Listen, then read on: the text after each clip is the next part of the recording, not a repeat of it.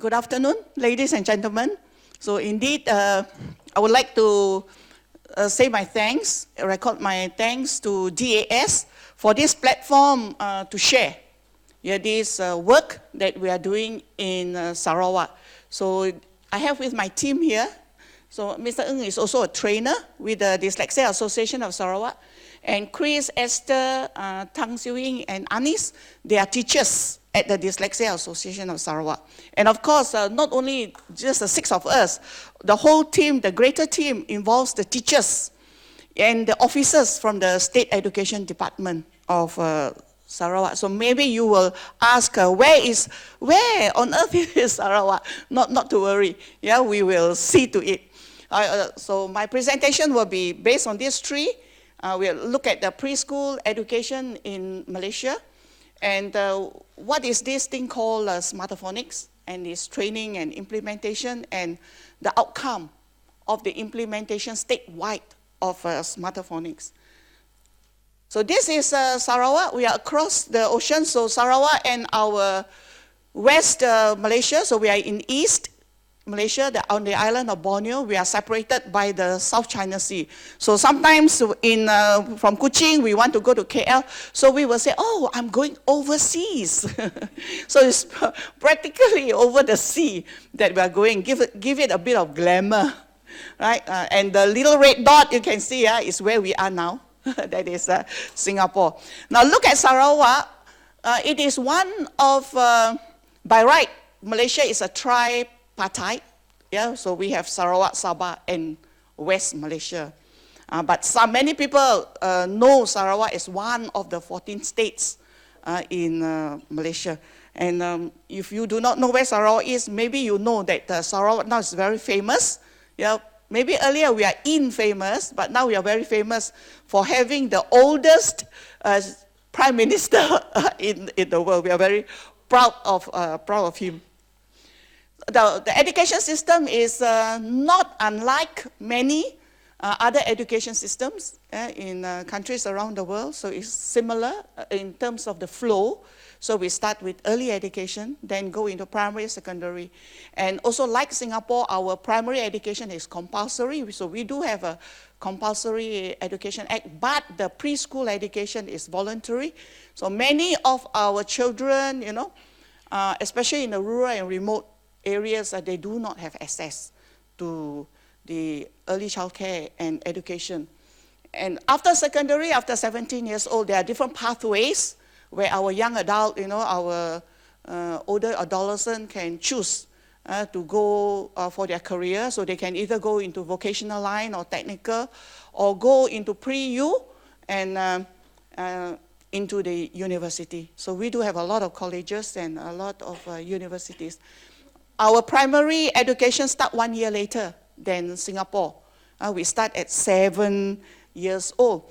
So our primary, from 7 to 12, we have 2 phases. So primary 1 to primary 3, we call it phase 1.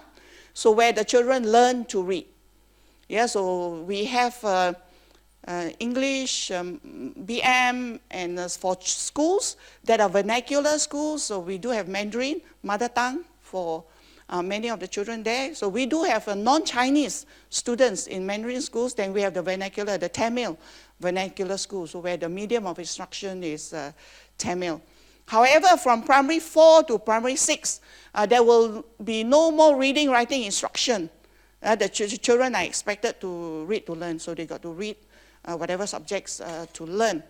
And the government is very concerned about the low literacy rate among many children, especially in English. So the government has started since 2011 this program called the LINUS, L-I-N-U-S, is the Literacy and Numeracy Screening. So where every primary school child, they are screened right from primary 1 on their level of mastery in English, in Malay, which is our national language, and in numeracy. So 1 year, they will be tested 3 times, quarterly. So, no, not quarterly, right? Quarterly, 3 times, or 3 times a year. And those who fail to achieve the minimum criteria, they will be placed in remedial classes. So where instruction on reading and writing in whatever language that they fail in, or even in maths, will be done. However, these remedial classes are not provided in primary 4 and above. So many of the children who are still unable to master these literacy skills in both languages, they have to sing or swim on their own. So our preschool education, we have a lot of agencies that provide preschool education. We have the government run, so they are in primary schools. So not all primary schools will have this annex. We call it the annex, where preschool education are provided. So only certain schools have these preschools. So parents who enroll their children there, the fee is very, very minimal, very minimal. Then we do have government linked. So they are through the GLCs, maybe the multinational companies linked to the government. So we have this Kemas, Papaduan, and Sedidek. And the fee is slightly higher than the government-run schools. And of course, we have the private centers for profit. And we have the faith-based organizations like the Muslim organizations, the Christian organizations, the Buddhists, where they have this preschool education and they collect a fee from the children. So we do have these different agencies, but they have to follow the national curriculum. We have the national preschool curriculum that prescribe the contact hours for each of the domain, each subject, like literacy, science, and whatever it is. But the pedagogy-wise, the approaches is up to the organization, to the center, to plan and use whatever pedagogy they want. So why I'm talking here is getting reading right for English in our Sarawak setting. So English can be L2, can be L3 for many of our children. So they can be like my colleague here, Miss Mata, she is an Iban, right? She's a Bidayu. So her mother tongue is Bidayu. So they speak in Bidayu, so that is their L1. And when they go, to school, like preschool, they pick up the national language, so that will be the L2, and English is L3. So it's very little emphasis on English. So why do Dyslexia Association of Sarawak, we want to work with the state government to empower children on English? Number one, of course, it is a global language. The fact that we are here in this room, we have people across the world, we can communicate using our English. We can understand each other. And it's less spoken and used by many of our kids in Sarawak, especially in the remote areas. If they're Penan, the Aborigines, they'll be only using that language with the parents, with their friends. They watch TV in that language, and they listen to radio. They wait for the channel where their language is being used. So there's hardly interaction with English. And 3%, the state government has given us this data that 3% of the children in Sarawak, statewide, they fail the minimum criteria. Now, this minimum criteria is really the minimum. Like, they cannot name 10 letters. They cannot give the name of 10 letters. They fail to do that. So it's minimum. They cannot do that. And then words like CV words, CV syllables, CVC words, they cannot read. So that's a minimum. And 3%. So it's a 3 in 100. It can be quite significant when you have a few 50,000, 60,000 children. And we know English is not so transparent. Bahasa, the Malay language, is utterly transparent. What you see is what you say, no exception. And from my personal experience, my personal work with children, with struggling readers, when we teach them English, and next, we bring them into BM, they will transfer, learning from English to BM. And, they learn BM faster after they have been oriented into English phonemes and blending and segmenting in English language. Then when you introduce BM, they get it faster and quicker. And so we say it will help. And of course, there are so many books and songs and movies, everything in English. We want our children to be able to have access and appreciate them. And it's soon to be, not now, in the 17-year-old national exam, we call it a Form 5, not compulsory yet, but being considered. And numerous reports about our graduates from our institutes of higher learning are not getting employed after 6 months upon graduation. They are not employed. So when they attended interview, a lot of these potential employers complain that they lack English proficiency. And of course, looking at the bigger picture, if they can master this English language and help in their BM, it will give them self-confidence and raise their self-esteem. And our Sarawak Chief Minister and our very recently minted Education Minister has, they have professed their support for English. So how is the English language being taught?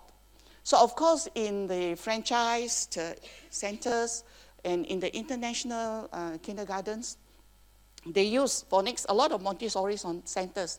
So they do use phonics and they do teach their children blending and all.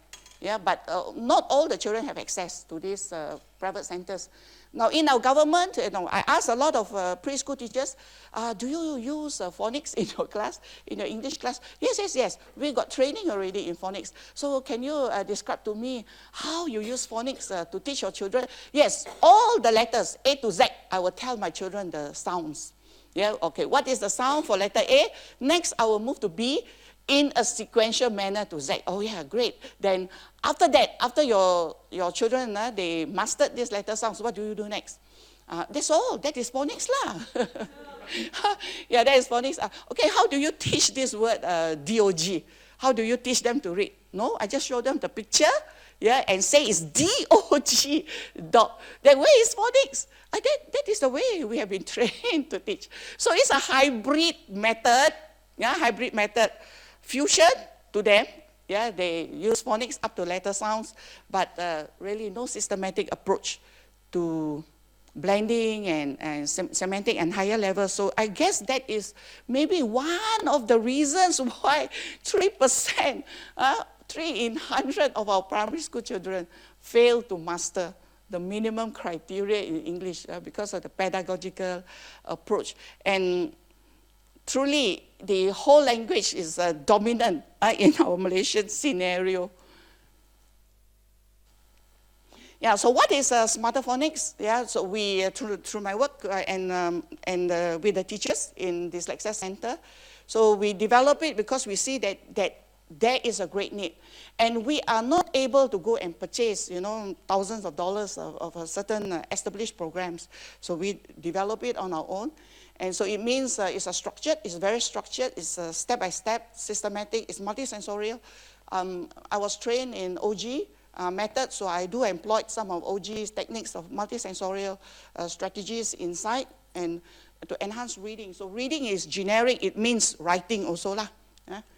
So this is Sarawak is a big area on it itself is bigger than the West Malaysia combined. So if those of you who know West Malaysia very well, from Perlis to Johor, is even bigger. So we are statewide, and we have these rural and remote schools which have no access to technology. They have no access maybe to some books or some useful books. So we brought since 2009, we used 2009 at the Smarter Phonics at the Dyslexia Center, and since 2011, we brought our Smarter Phonics through the length and breadth of Sarawak, especially to the rural and remote areas. We work with the Penang children, we work with the Kenya children, and we see how these children are able to quickly master reading and writing in English. Of course, we did not follow up into BM, but we know the facility, the approach, reading and writing in English will definitely help them in Bahasa. So these are the different areas that we have gone. So we have been working very quietly since 2011. Yeah, every year we will be somewhere, some station. And in 2016, the state government, the state education government heard about this program that we are using from the testimony of the principals and the teachers in the schools that we worked with. So during their meetings, these principals say, oh, this group, this dyslexia people, they come and they use this. And my children, my 30 children in that program, they can read and all that. So it seems like that is what they told me. That they receive reports from the teachers and schools.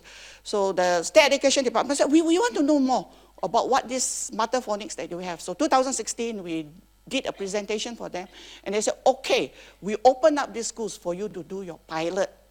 Yeah, to do your pilot. So in our program, we already have the framework. So framework is like, it's really not the lesson plan, but it's already from lesson 1 up to October, from January up to October, this is what you do. So we have some kind of guideline for the teachers, so they do not need to look elsewhere. It's all prescribed, and later we will see how we move them from Sec 1, move up until, they can master the letter sounds for all, and even include digraphs and diphthongs and blends and all that. So in 2016, we worked with 40 teachers. Right? And among 741 preschools, so they range from 4 to 6 years old. And from this pilot, we did a pre-test before we started implementation. Then somewhere halfway through, we did the progressive test, and at the end in October, in September, we did the post-test. We didn't start in January, so we started somewhere in April after the presentation and after commitment from the state education. So they are so happy with the outcome, which I will share in my next slide. And in 2017, last year, they opened up the whole state for us. Yeah, so we went to, we worked with 1,442 teachers. So among these 40 teachers, we selected 16 best teachers and we trained them as master trainers. So these 16, together with my team from the Dyslexia Center, we trained all the other 1,442 with 24,000 children. So this is the results that we got from the pilot. Yeah, so pilot we started in April up to September, so among 740 children. We did different tests here, so you can see there's a PD, Phonological Discrimination. So if we give, so we say, okay, I give you these 2 words. You do your thumbs up if they are the same word. If they are not the same word, you give the thumbs down. So I say hat, sit. Then you say thumbs down. Okay, good. What about mud? Is it the same word? So they say, yes, it's the same word. So we have this PD, Phonological Discrimination. Then we have rhyme, detection, first letter. So that will be the initial letter fluency. We have vocab, knowledge of letter names, knowledge of letter sounds. So initially when they started, the knowledge of letter sounds were very poor compared to letter names because the teachers were emphasizing on letter names. Then, of course, reading, 1 minute reading of phonetic words, and spelling, 2 minutes spelling, and this is the DOSH sight words, the non-phonetic words. And we have also the listening comprehension. So among all these subtests, we did a PET t-test. So between the pre and the post-test, there were significant differences among in each of these tests.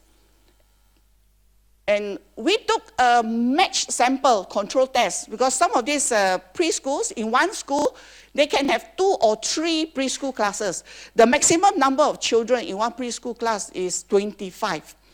25. So of course, if the watershed area, the feeder area, the kampong, and they have a lot of children of this age, so they have to open the 2nd class, open the 3rd class. So what we do is, one class is our experimental, is in our experimental group, then we take the other 2 classes as control, or sometimes we take only one. Randomly, we select one of these 2 classes as our control.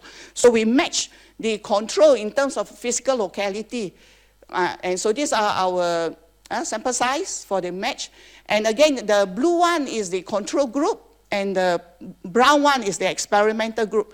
You can see here the letter names, the control group overperform in letter names because to September, the teachers stress on letter names from April to September. While those teachers that are with us in the experimental group, we already give them those framework they have to follow.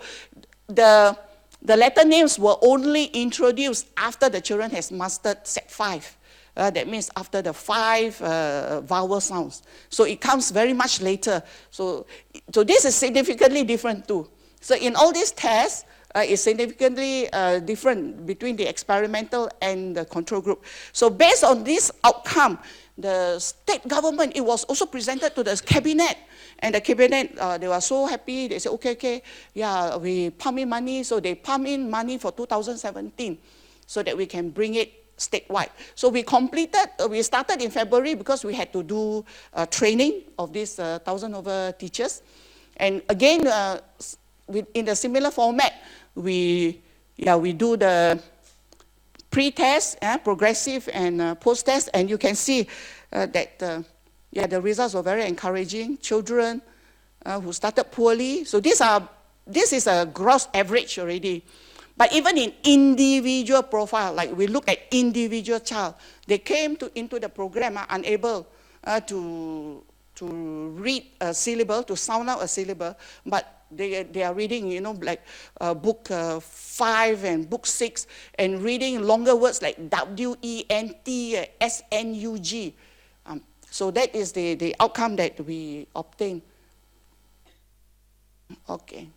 Yeah, and what is very interesting for us when we did the correlation between knowledge of letter names, knowledge of letter sounds, with their, with the ability to read phonetic words. So here we stress on phonetic words like CVC, where each word have a discrete sound. So the knowledge of letter sounds has a very stronger correlation with their ability to read phonetic words when compared to knowledge of letter sounds. So this is also true for the progressive and the post-test, where the knowledge of letter sounds really can predict the ability to read, not knowledge of letter, lesser in strength, this knowledge of letter sounds. So here, we went into different schools. See, the teachers are doing I think 2 years ago I presented the bottle caps. So bottle caps is inside here. So these are the multisensory where they physically manipulate. So when I say, okay, can you make for me big? So they make big. So I say change, bug. So they got to see which letter has been changed. Okay, they got bug. Okay, can you read what's in front of you? They say bug. Okay, now change bun. Then they say, okay, it's the third letter that changed. So it involves phonological discrimination and physical manipulation using tools. And we do have, kinesthetic games for them. And the children sequence. This one is when they do the letter names, the letter series. So, yes, this is from my exposure to Orton Gillingham, and of course earlier on also I was thinking that whole language might be a better strategy, but of course now we have a lot of evidence that manipulation of phonemes and phonics based is superior, or really not only superior, it is the only, the best strategy to learn. And it is a strategy that has been coming out from a lot of brain science, neuroscience laboratories, that using phonics really change the neural circuit of the brains. So we can see that the left brain here, and this is from Stanislas Dehaene, who say that when the child is exposed to this letter sound correspondence in a systematic way, you can actually rewire the brain. You can create neural circuits at the letterbox from the visual, and you can connect the visual, so what they see, to the speech sounds, to the oral language, and to the meaning. So we are very happy. Our children are not dyslexic. They are the typical preschool children, but we can see that it works. It sort of reworked everyone And because we have used this program 2009 at our centers with dyslexic children. So we say, why not? Being dyslexic children and other NGOs, we are at the, we are downstream. So why not now we work with upstream and get reading right in the beginning, rather than you misdiagnose children when they are primary 4 and primary 5 as dyslexic, when it is a dyslexia problem rather than a dyslexic problem. Now, we also have Phonics Pintar in a similar model, so where we do the structured phonics in a multisensory way. This boy is 9 years old, primary 3. He's a Malay boy and he cannot read in Malay. So the parents were really in despair and frustration. How can a Malay boy cannot read Malay? The mother was complaining to me. Never mind, next year I want to put him in Tafiz school already. Let him go and memorize the Quran. Cannot read BM. Now we had a literacy camp. It's only 7 days. 7 days where we teach the same thing. We go systematically, set 1, set 2 in BM. By the 3rd day, he was walking around the school and reading signboards. But he's primary now, he's already 2 years in preschool, 3 years in primary school, still cannot read. But in our camp, at the end of 3rd day, he would, going around to experiment with his decoding skills. So here, we can see this is our way. We did not introduce the letter sounds from A to Z. Our set 1 is ACBM, and our set 2 is ACBM, SHRDF. And then after that, set 3, we introduce I, the E sound, and so on, so on. So it's incremental. And after that, only after they mastered all these vowel sounds, only we introduce the letter names. So now this program not only good with, from our work, it's not only effective for children with reading difficulties, it's also really very powerful with emerging readers. Now, Adriel Ong is my own grandnephew. He's a Singaporean. I'm from Kuching, but we meet in Malacca. So 1 year, sometimes we meet once or twice. I started the Smarter Phonics with him when he was 2 years, 11 months. So let's maybe, just see the little bit of work that we...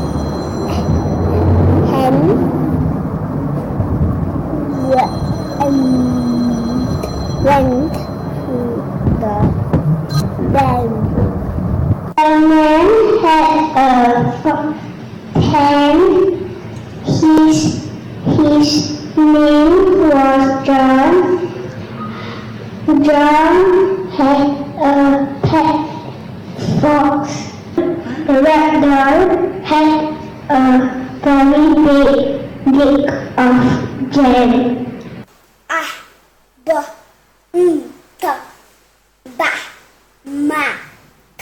Mata, bata, buku, satu, buku,